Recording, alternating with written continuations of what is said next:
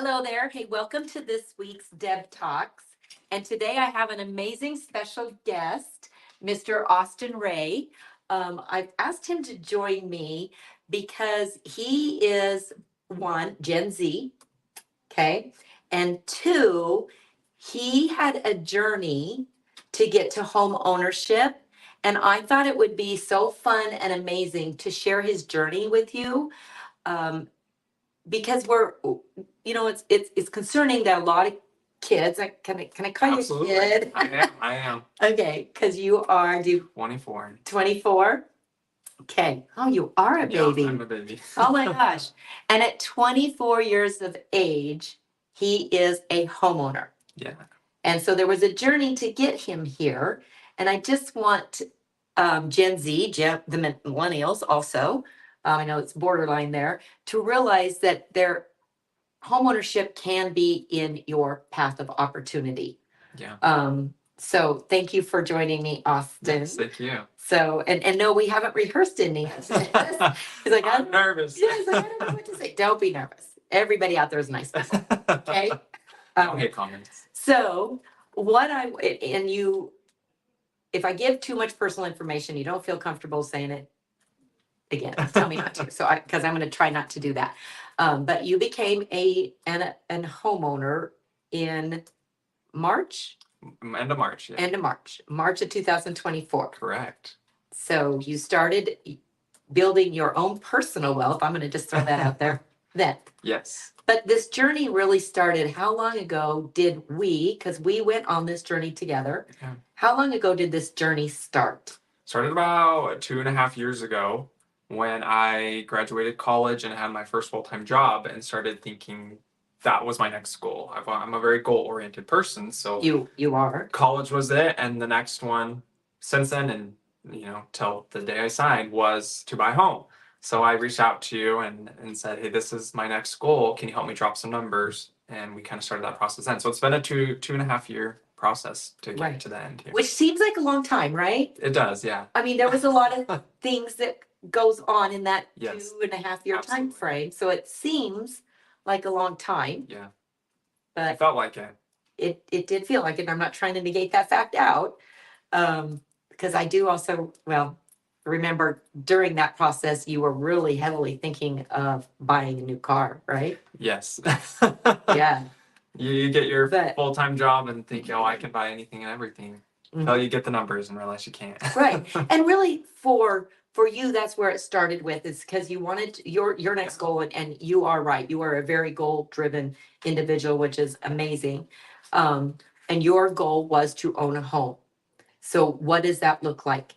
Right. And that again is when you reached out to me and said, hey, Deb, what can we put together? In all reality, you might have thought that you could have got into a home just as easy as you could get into a car. Or an apartment. Or an apartment. I sure did. Right.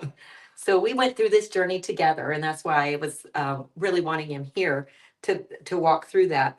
So the first thing we did was, obviously, when you contacted me, the first thing we did was pull credit, right? Yep. And gather my income at the time, what I was making, my debts, everything like that I had at the time. And that's also when I did bring up, well, I also want to buy a new car because I was driving a 2007 Toyota. So in my mind, it was time for that as well. And you quickly advised me not to go that route if I was looking to buy a house. Right. I'm so glad you heeded my advice. A lot of people do. Yeah, well, But I mean, Just because hiccups. one of the things, we're going to start back at that beginning, if that's okay, with the credit. He's a very, very smart young man. And so for you, you had just started the credit journey when we started that. He had a great credit score already. yeah. I come from a family, and my parents have always been very financially and credit. They are very strongly. They give you great advice. Yes, I always have. And so the day I turned 18, they started me with my first secured credit card so that I could start my credit building. So by the time I reached out to you 2.5 years ago, I was 20, 21, 22. So by that point, I already had a couple years of, I think I had like 2 credit cards at that time and a car loan. So at that point, I did have what I considered then fairly good credit. Right. And you did. Sorry, I'm glad you did remind me of that. I see a lot. So you had already built that.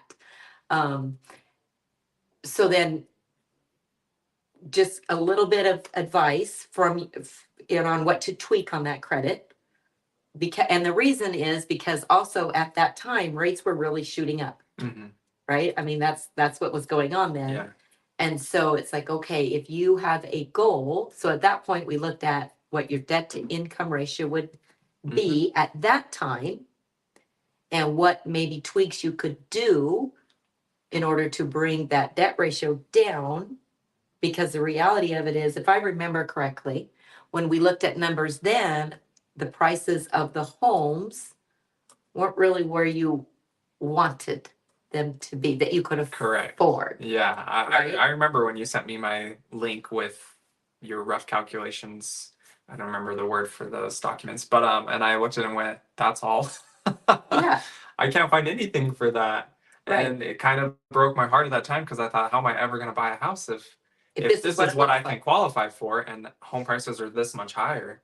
So absolutely, it was a It little is bit of a hard. shock. It is heartbreaking. Yeah, But again, perseverance, and exactly. you did it. And it's like, okay, but at least then also by looking at those things at that time, you wrap your head around, okay, I've got to change a few, trust me, you didn't have to change much.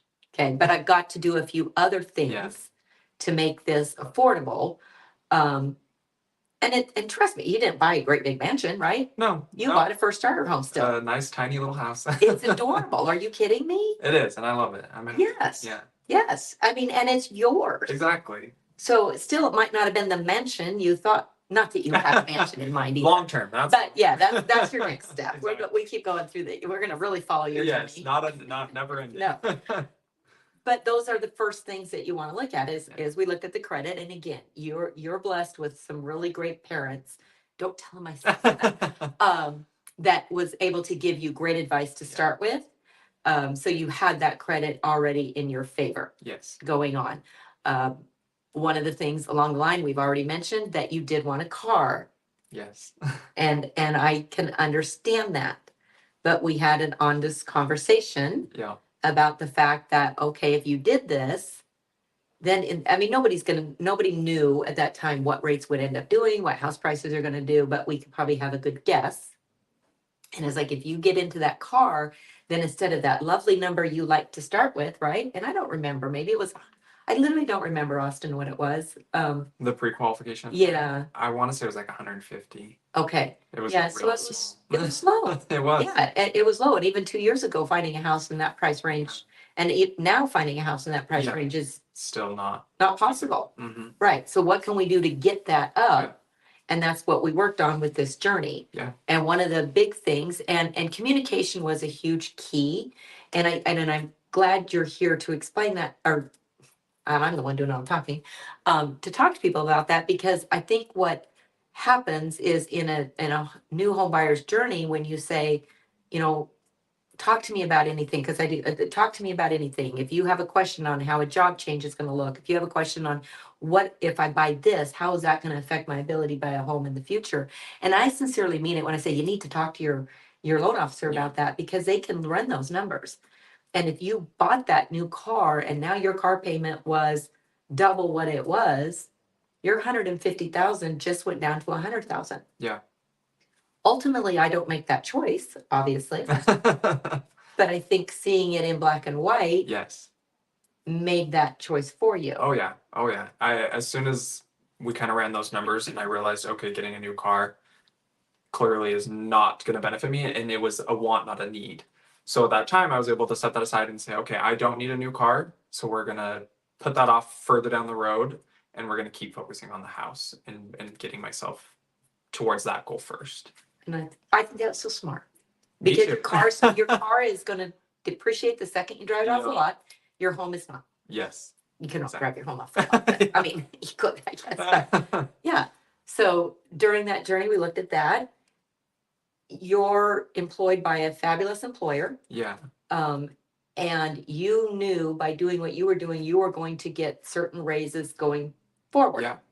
Yeah. And at the time I had started an entry level position. So at the time, I wasn't making anything great, but I knew with the company I work for, they have set raises. So I was calculating in my head, okay, if I give myself a year or 2 years, this is where I should be if I don't get any promotions or anything like that, just hit my standard raises where I should be as far as income goes. And so I was already preparing to give myself a couple of years anyways. And then luckily with I have a fairly good work ethic and a great company, I was able to promote quite a few jumps.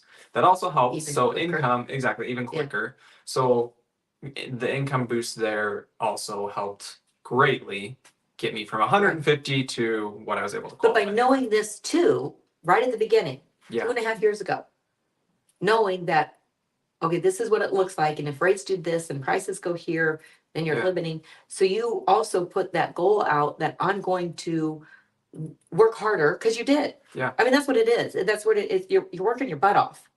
And I Yeah. said butt. So you should thank me for that. But working your butt off because your end goal was this. Yeah.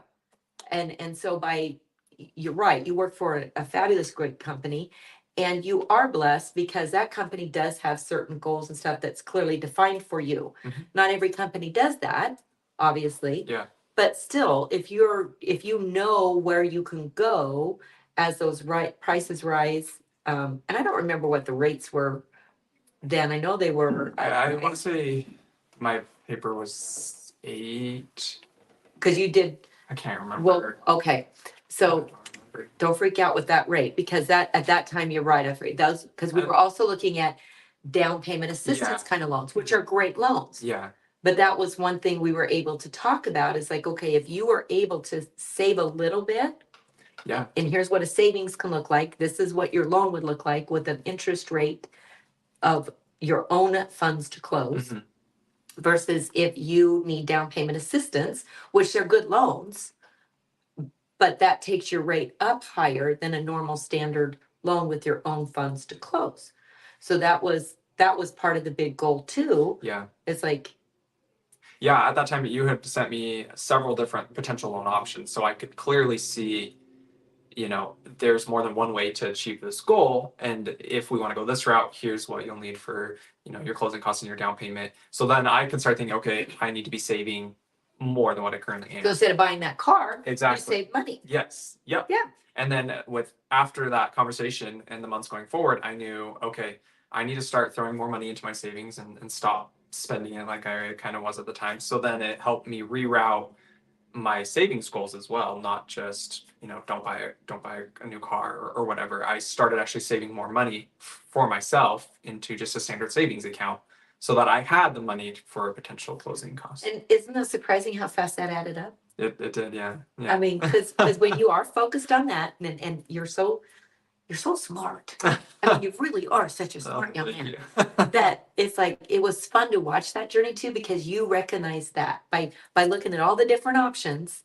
It's like, okay, you're right, not just the car, but probably a lot of million tweaks that I had no idea about, right? Because it's not my business. Yeah. But you saw that, and it's like, okay, this loan with my own down payment is a smarter loan Yeah. than if I didn't have the down payment and then I went with an assistance loan. They're out there, they're good loans, but I'm not saying they're not.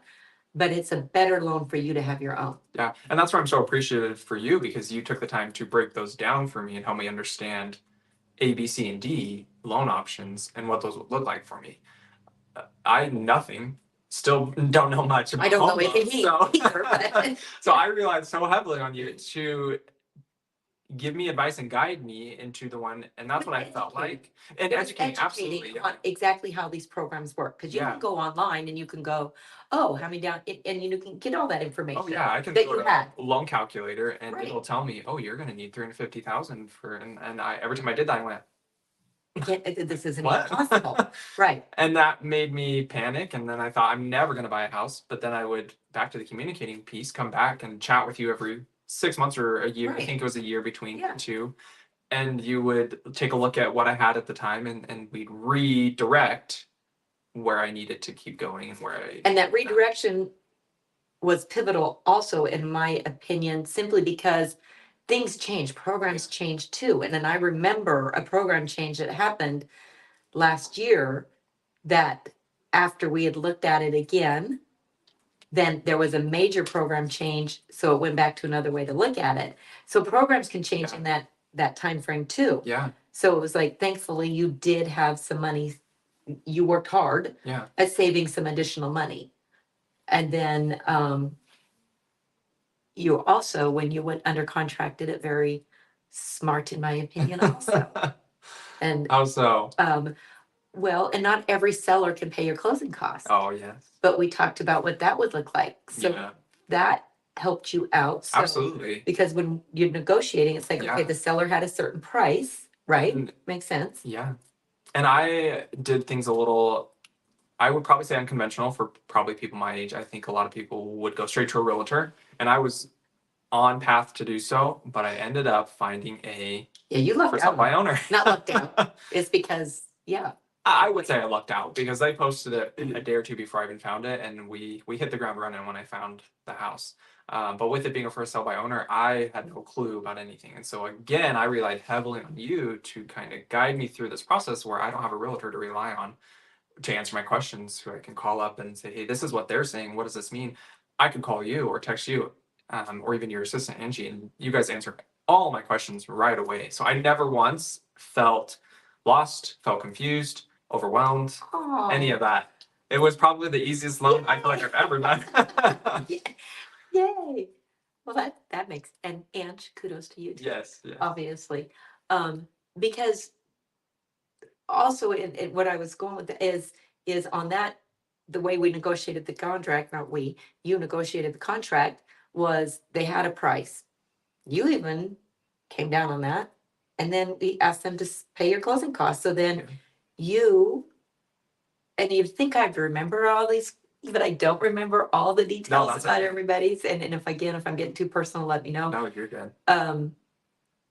So by doing that, we didn't touch any part of the down payment assistance loan, right? Correct. Because you Yep. had your own funds to close. Did they pay all your closing costs? They paid all my closing costs Okay. and a little. So Oh, that's what, Mhm. yeah, yeah, which okay. helped cover some other things, which was great. And then yeah, I was able to use my own funds for the little bit extra that I needed. That you needed. Mhm. Yeah. So it just like, ta-da, worked out perfect. Yeah, yeah. So I went from stressing about needing, 20,000 or whatnot for closing costs and down payments to not even needing half that. Yep. Good. Yeah, So it worked out for me. Great job. Great job. Yes, yes. So I know we've touched bases on quite a bit. Anything else about this journey?